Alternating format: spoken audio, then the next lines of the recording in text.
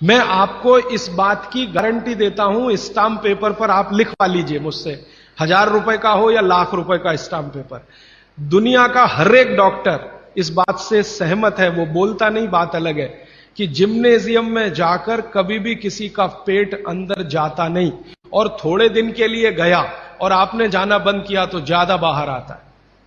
और मैंने जब वो जा रहे थे तो पूछा, आपको भारत में कौन सी चीज सबसे अच्छी, तो उनका ये जो रोटी है गोल, ये सबसे महत्वपूर्ण वस्तु है जिसकी वैल्यू हमारे लिए सबसे ज्यादा है, क्योंकि हम जानते नहीं ये कैसे बनती है। इसका मतलब है दुनिया के दूसरे देशों को नसीब नहीं है। तो आप समझ लीजिए कि आपके पास कितनी वैल्यूएबल चीज है गरम रोटी, और उसको आप छोड़कर ठंडी करके खाएं, तो ये आपका दुर्भाग्य है, सौभाग्य नहीं। मैंने एक सिंपल कैलकुलेशन किया था कि पाव रोटी बनने के बाद और खाने तक 90 दिन निकल जाते। हमारे आयुर्वेद शास्त्र में भागवत जी कहते हैं कि पिसा हुआ आटा, वो ये कहते हैं कि 15 दिन से ज्यादा पुराना कभी भी मत खाना, 15 दिन मैक्सिमम, वो भी गेहूं के लिए। ये चना और मक्की और ज्वारी, इसके लिए तो 7 ही दिन कहा उन्होंने। तो अब आप बोलेंगे जी ताजा आटा कहां से लाएं? चक्की है, जिंदाबाद। हिंदुस्तान में हजारों लाखों वर्षों से आटा ताजा बनाकर रोटी बनाने की परंपरा है कि नहीं? जो माताएं यहां बुजुर्ग हैं, इन्होंने अपना गांव देखा होगा, अपने गांव के घर की चक्की देखी होगी, और हमारे घरों में ये जो चक्की चलाने का काम माताएं करती रही हैं, किसी को भी सिजेरियन डिलीवरी नहीं हुई है। चक्की चलाने वाली माताओं के पैरों में दर्द नहीं है, चक्की चलाने वाली माताओं को कभी भी कंधा नहीं दुख रहा है, गर्दन नहीं दुख रही है, नींद अच्छी आ रही है, डायबिटीज नहीं है, हाइपरटेंशन नहीं है, ब्लड प्रेशर नहीं बढ़ा है, 48-50 बीमारियां नहीं है। और जो माताएं पिसा हुआ आटा ला रही हैं, कैप्टन कुक, आईटीसी का, उनके घरों में डायबिटीज भी है, अर्थराइटिस भी है, हाइपरटेंशन भी है, ये भी है वो। हम जब चक्की चलाते हैं तो एक दिन चला के देखिए तो आपको समझ में आए, सबसे ज्यादा दबाव पेट पे पड़ता है। और मां के पेट में एक एक्स्ट्रा ऑर्गन है जो पिता के पेट में नहीं है, जिसको गर्भाशय कहते हैं। और गर्भाशय के बारे में आयुर्वेद के सारे रिसर्च और आधुनिक विज्ञान के सारे रिसर्च ये कहते हैं कि ये गर्भाशय के आसपास के एरिया में जितना हलन चलन हो उतनी इसकी फ्लेक्सिबिलिटी है। फ्लेक्सिबिलिटी माने मुलायमियत, ये हमारे गर्भाशय का सबसे बड़ा गुण है। तब मेरे समझ में आया कि जो माताएं नियमित रूप से चक्की चला रही हैं उनको सिजेरियन डिलीवरी नहीं हो रही है, क्योंकि गर्भाशय की इलास्टिसिटी मेंटेन है, तो आसानी से बच्चा बाहर आ रहा है बिना किसी ऑपरेशन के। तब मुझे ध्यान आया कि हमारी जो पुरानी माताएं हैं उनके 8-8, 10-10 बच्चे होते थे, कभी सुना नहीं कि सिजेरियन। वो दाई आती थी गांव की, जो एमबीबीएस नहीं है, एमडी नहीं है, एमएस नहीं है, और बच्चे करा के चली जाती थी, ऐसे ही जैसे दाल पका के कोई चला गया या चावल पका के कोई चला गया। हां, ऐसे होता है।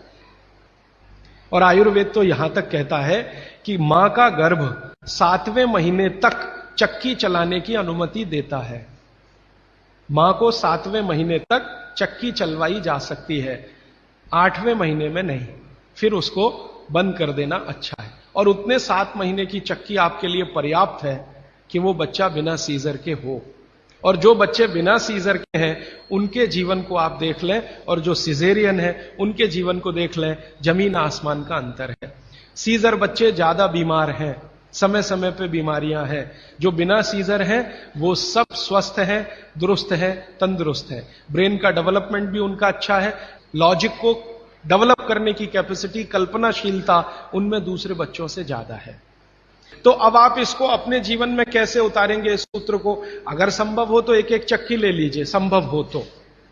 इससे कई फायदे हैं। आपको सबसे बड़ा फायदा तो यह है कि अगर आपको एक्स्ट्रा वेट है और आप उसको लूज करना चाहते हैं, 15 मिनट सुबह अगर आपने चलाया, 3 महीने बाद आप देखना 12 से 13 किलो वजन कम होगा आपका, सिर्फ 15 मिनट की चक्की। रामदेव जी चक्की चलवाते हैं कि नहीं?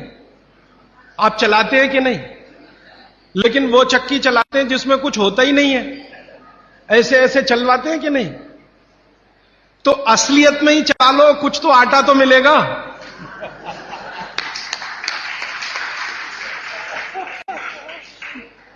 कम से कम आटा तो निकलेगा, बाई प्रोडक्ट। यहां तो कुछ निकल ही नहीं रहा है, बस ऐसे ऐसे चला है। अब आप बोलेंगे जी चक्की कहां मिलेगी? चक्की अभी भी मिल रही है, यहीं चेन्नई में मिलेगी। पत्थर बनाने वाले बहुत लोग इस देश में हैं जो अभी भी ये काम कर रहे हैं, लेकिन वो रो रहे हैं कि राजीव भाई ये कोई खरीदता नहीं, हम क्या करें, हमारा सिलबट्टा भी कोई खरीदता नहीं, चक्की भी कोई। तो मैंने संकल्प लिया है कि मैं बिकवाऊंगा आपकी चक्की। हां, और मैं उनका फोकट का मार्केटिंग मैनेजर हूं। वो मुझे कुछ एक पैसा नहीं देते, लेकिन मैं उनके लिए मार्केट बनाने के काम में लगा हुआ हूं। ये मार्केट बनाने में भागवत जी की बड़ी मदद मिल रही है। और मैं आपको एक बहुत गहरी बात कहने आया, वो माताओं बहनों को विशेष रूप से। उम्र के एक पड़ाव में जब आप 45 वर्ष के आसपास हो जाएंगी, तब आपको गर्भाशय के बहुत सारे कॉम्प्लिकेशन शुरू होंगे। सबसे बड़ा कॉम्प्लिकेशन तो यहीं से शुरू होगा कि आपको मेनोपॉज पीरियड शुरू होगा। मेंसेस साइकिल आपकी बंद होगी, मेनोपॉज पीरियड शुरू होगा। और उस पीरियड में जितने कॉम्प्लिकेशन हो सकते हैं वो बच्चे के जन्म के समय भी नहीं होते कभी। और कई कॉम्प्लिकेशन तो ऐसे जिनको कोई मां समझ भी नहीं पाती कि ये क्या हो रहा है मेरे साथ। अचानक से पसीना आएगा, पूरा शरीर पसीने से भर जाएगा, फिर थोड़ी देर में ठंड लगना शुरू हो जाएगी, फिर थोड़ी देर में तमतमा जाएगा चेहरा, एकदम गर्मी, फ्लैशेस। समझ में नहीं आता किसी मां को कि अभी थोड़ी देर पहले पसीना था, अभी इतनी गर्मी आ गई और अभी इतनी ठंडी लगने लगी। इतने वेरिएशन होते हैं, मिनट मिनट में वेरिएशन होते हैं। मन आपका इतना डिप्रेशन में चला जाएगा, इतना अवसाद में चला जाएगा कि दुनिया बिल्कुल बेकार है, इसमें क्या करना जिंदा रह के। ये डिप्रेशन, कारण उसका एक ही है कि कुछ हार्मोन्स आपके शरीर में बनना बंद हो जाएंगे। अब हार्मोन्स बनेंगे ही नहीं तो फिर मुश्किलें ये सब आती हैं। तो भगवान की व्यवस्था ऐसी है, 45-50 साल की उम्र में हर मां को दूसरा जन्म लेना पड़ता है, ऐसा कहा जाता है। तो ये जो दूसरे जन्म की समस्याएं हैं, लेकिन भागवत जी कहते हैं कि इनको कंट्रोल करके रखा जा सकता है। अब मैं तीसरे सूत्र पे आ रहा हूं। तीसरा सूत्र विशेष रूप से माताओं बहनों के लिए वो कह रहे हैं कि माताओं और बहनों की मासिक धर्म बंद होने के बाद की जो अवस्था है, इसमें परमानेंट कोई क्योर नहीं है। क्योंकि जो हार्मोन बनना बंद हो गए वो तो हो ही गए, उनको बाहर से भी नहीं डाला जा सकता। लेकिन भागवत जी ये कहते हैं कि उसको कंट्रोल करके रखा जा सकता है। तो वो कहते हैं कि कंट्रोल करके रखने में मां के रसोई घर के जो उपकरण हैं, उपकरण, इंस्ट्रूमेंट्स, इनकी मदद आप ले सकते हैं। तो रसोई घर का उपकरण सबसे अच्छा मैंने कहा चक्की, इसकी मदद ले सकते हैं। और दूसरा एक उपकरण और है रसोई घर में, सिलबट्टा। अब नियमित रूप से आप सिलबट्टा चला रहे हैं और चक्की चला रहे हैं, तो यूट्रस के आसपास की जो मांसपेशियां हैं वो हमेशा नरम और मुलायम रहने ही वाली हैं। तो आपकी जिंदगी के कॉम्प्लिकेशन 45 साल के बाद कम रहने ही वाले हैं। आप उनको दवा खा खा के कम करें तो दवाओं के साइड इफेक्ट्स हैं। एक HRT टेक्निक है, हार्मोन रिप्लेसमेंट थेरेपी। ज्यादातर माताएं उसमें जाती हैं 45-50 साल की उम्र में, हाथ जोड़कर विनती है कि कभी ना जाएं। और अगर आप गए उसमें तो आपके वजन को कोई भी दुनिया का भगवान नहीं बचा सकता बढ़ने से, बढ़ेगा ही। क्योंकि हार्मोन रिप्लेसमेंट थेरेपी में जो मेडिसिन है वो सब मेद बढ़ाने वाली है। मेद माने शरीर में एक्स्ट्रा वेट बढ़ाने वाली। तो 15 मिनट की चलाइए ना सवेरे सवेरे चक्की, 15 मिनट से ज्यादा जरूरत नहीं है। तो 3 सूत्र अभी तक मैंने आपको भागवत जी के बता दिए। और इन 3 सूत्रों में एक छोटी सी जानकारी और, कि आप पुरुष भी चाहें तो जिनको पेट अगर बढ़ा हुआ है और आप चाहते हैं कि ये कम हो, तो आप भी 15 मिनट चक्की चला सकते हैं सुबह सुबह। आप भी चाहें तो सिलबट्टे पे चटनी बना सकते हैं। अगर आपने भी चक्की चलाई और सिलबट्टे पे चटनी बनाई तो आपकी चटनी तो बनेगी ही और आटा तो पिसेगा ही। आपका जो पेट है ये अंदर चला जाएगा, जो आपको किसी भी जिम्नेजियम की मदद से नहीं जाएगा।